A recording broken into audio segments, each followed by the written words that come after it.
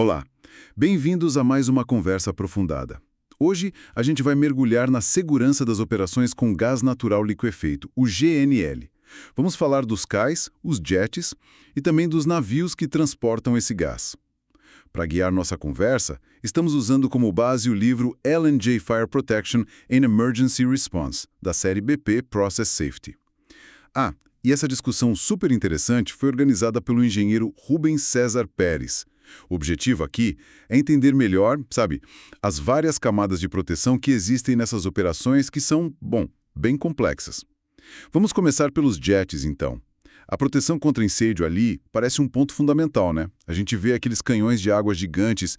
Qual é a ideia por trás deles? Sim, são importantíssimos. É que um incêndio com GNL libera uma quantidade assim enorme de calor por radiação, sabe?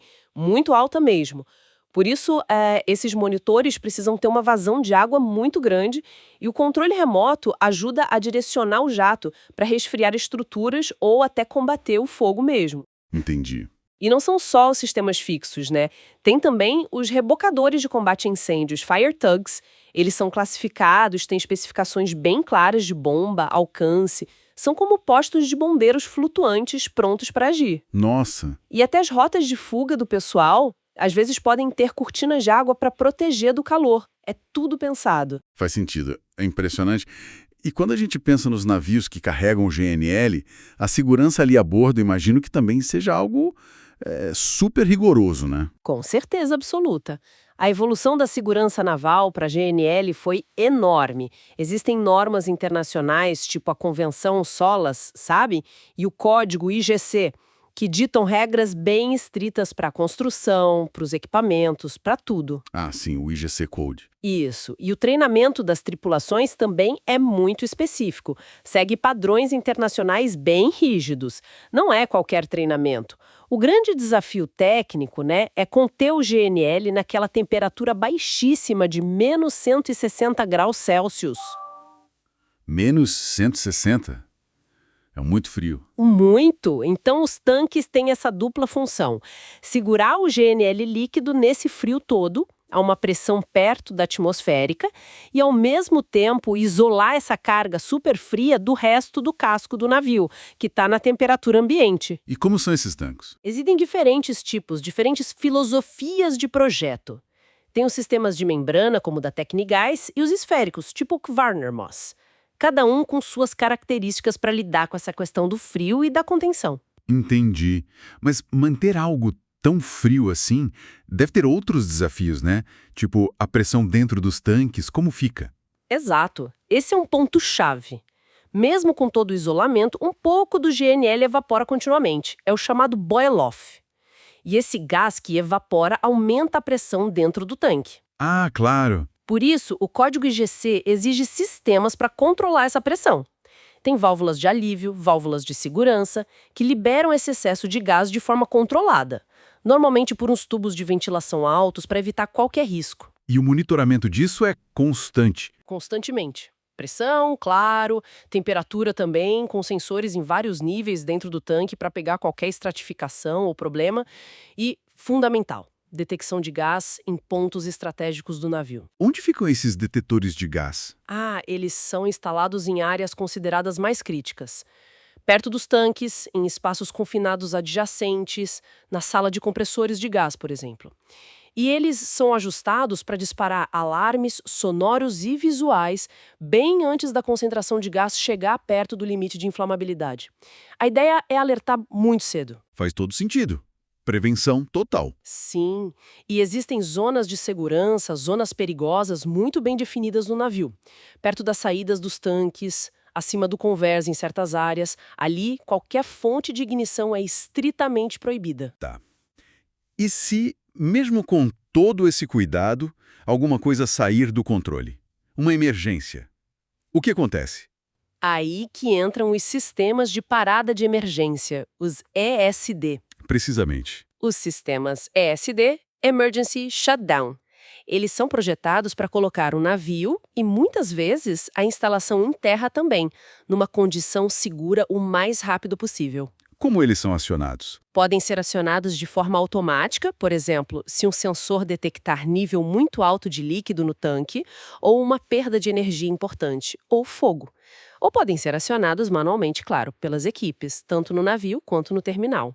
Existem botões de emergência para isso. E o que acontece quando o ESD é ativado? Os compressores são desligados e válvulas críticas de segurança, as válvulas ESD, se fecham automaticamente para isolar o fluxo de GNL. É importante dizer que existe uma ligação de comunicação para o ESD entre o navio e o terminal. Pode ser pneumática, elétrica, fibra ótica, para garantir que a resposta seja coordenada dos dois lados. Entendi. E você mencionou a conexão navio-terminal.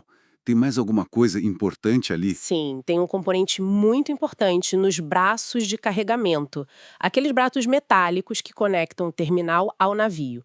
É o PERC. PERC. É Power Emergency Release Coupler. É um acoplador de liberação de emergência. Se o navio se mover demais, por causa de vento, correnteza ou qualquer problema, e ultrapassar um limite seguro, esse acoplador se desconecta automaticamente. Ah, para evitar que o braço quebre ou que haja um vazamento grande. Exatamente. Ele desconecta de forma segura, fechando válvulas dos dois lados antes da separação. É uma proteção mecânica crucial para a interface navio-terminal. Muito interessante. Falando em segurança a bordo, o próprio navio, que sistemas de combate a incêndio ele tem? Ele depende só da água do cais? Não, de forma alguma. Além de poder receber água do cais, que é uma conexão importante, os navios de GNL têm sistemas próprios bem robustos. Primeiro, um sistema principal de água pressurizada, que alimenta hidrantes e monitores no convés. Depois, sistemas de pó químico seco. Pó químico, para que especificamente? O pó químico seco é muito eficaz para apagar fogo de gás. Então, ele é especialmente importante na área do manifold, onde as mangueiras ou braços de carregamento se conectam ao navio. É uma área de risco maior para vazamentos durante a transferência. E, além disso, tem sistemas de spray de água tipo chuveiros, para resfriar superfícies e proteger áreas como o topo dos tanques, o próprio convés, a superestrutura onde fica a tripulação e a área do manifold também. Resfriar ajuda a evitar que o fogo se espalhe e protege a estrutura. Uau, é bastante coisa. Sim, é uma proteção em várias frentes. E tem outro ponto fundamental que a gente não falou ainda: o controle da atmosfera dentro dos tanques e das tubulações. Como assim? Bom, a gente não pode ter uma mistura de gás natural com ar dentro dos equipamentos, porque isso pode ser explosivo, né? Certo. Nitrogênio produzido a bordo ou trazido de fora para tirar todo o oxigênio lá de dentro. E o contrário também é verdade. Antes de introduzir gás natural num tanque que estava com ar, ele é purgado com gás inerte para remover o oxigênio primeiro, sempre evitando essa mistura perigosa. É um procedimento padrão e essencial. Entendi. É mais uma camada de prevenção. E a operação de transferência em si, o carregamento e descarregamento, como funciona para ser segura? Tudo segue procedimentos muito rigorosos. O carregamento, por exemplo, começa bem devagar. A taxa de fluxo vai aumentando aos poucos, conforme combinado entre o navio e o terminal. E aquele gás que evapora do tanque do navio durante o carregamento, o boil-off, ele não é liberado para a atmosfera. Ele retorna para o terminal por uma linha de gás específica, uma linha de retorno de vapor. Ah, interessante. No descarregamento, são usadas bombas que ficam submersas dentro dos tanques de carga do navio para empurrar o GNL à terra. Mas, antes de qualquer operação começar, seja carregar ou descarregar, tem uma série de verificações, checklists pré-chegada e pré-operação que são feitos e conferidos tanto pelo pessoal do navio quanto pelo pessoal do terminal. Tudo tem que estar certo dos dois lados. Exatamente. Equipamentos funcionando, sistemas de segurança prontos, comunicação estabelecida.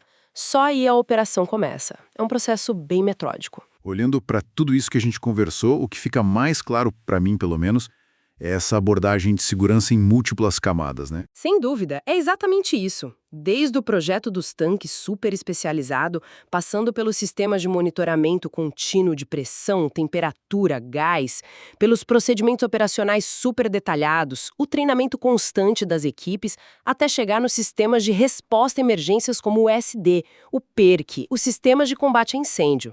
Tudo interligado. Tudo interligado, formando barreiras de proteção para minimizar os riscos envolvidos em lidar com um produto tão específico como o GNL. É realmente fascinante, né? A gente para pensar na complexidade, na tecnologia, na engenharia e, principalmente, na coordenação humana necessária para garantir que essa energia seja transportada de forma segura pelo mundo. Uma operação gigantesca que acontece todo santo dia, muitas vezes de forma quase invisível para a maioria das pessoas. Fica aí a reflexão sobre toda essa engenharia da segurança.